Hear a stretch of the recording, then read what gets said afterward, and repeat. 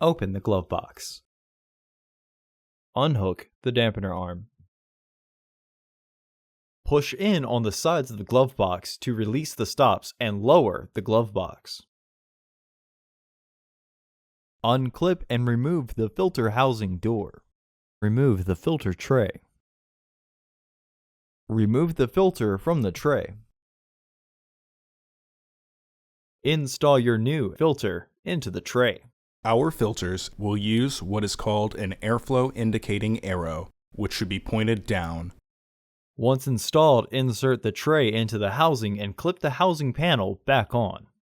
Please note, Toyota OE filters use basic directional arrows, which is why the tray and housing cover say up.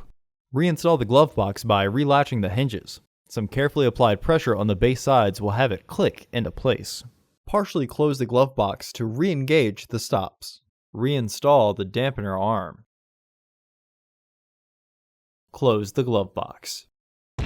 Order your parts today at filterheads.com. Also, please like our video and subscribe to our channel so you won't miss any new content.